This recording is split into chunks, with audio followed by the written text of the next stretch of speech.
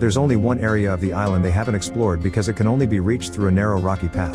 As chief, Ralph volunteers to cross it and tells everyone to wait, however Jack decides to go with him. Both boys move slowly and very carefully. Ralph makes it first and offers his hand to Jack, who refuses to grab it and keeps advancing until he arrives too. The duo searches the area but finds nothing. They discuss what to do next and this escalates into another argument. Jack thinks Ralph is as secretly scared and in return, Ralph says Jack isn't as hardened as he wants them to think.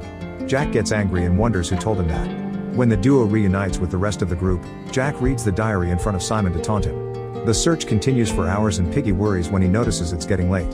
He thinks they need to rest and come back in the morning. Jack insults him but Simon defends Piggy, so Jack agrees to let him go. Ralph says that a smaller group will move faster, so only 5 boys keep on searching and the others go back. Simon asks Jack for his diary, but Jack refuses to give it to him and calls it the saddest story he ever read.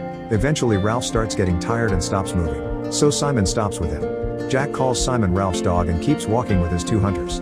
A worried Ralph doesn't want to leave them alone and joins them again, ignoring Simon's warnings. Eventually they reach the top of the mountain and are shocked to see a big piece of fabric. Suddenly it rises and reveals a terrifying face, so the boys start running in fear.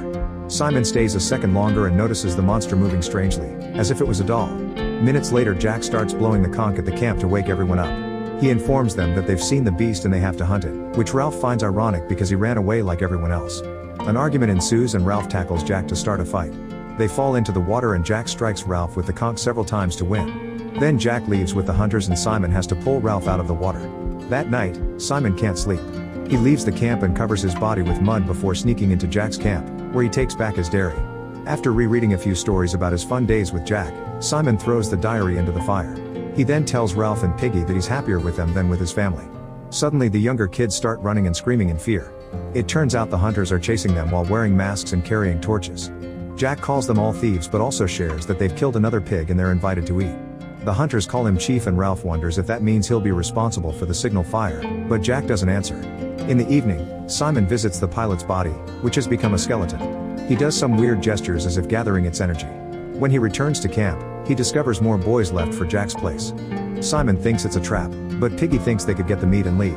Ralph decides they should go, so the 3 boys gather the rest of the group and go to the meat party. The hunters are making music with branches and coconuts and wrestling for fun while the pig is roasting on the fire. Jack makes a speech and everyone chants along, almost looking like a cult. He gives Ralph the first cut of flesh and a frustrated Simon walks away. Soon dark clouds cover the sky and thunder rumbles. Simon finds the mother pig's head on a stick and hallucinates her voice calling him crazy, weak, and ignorant. She tells him to run, so Simon does exactly that. As he moves, he sees visions of the boy with the birthmark. Meanwhile Jack promises the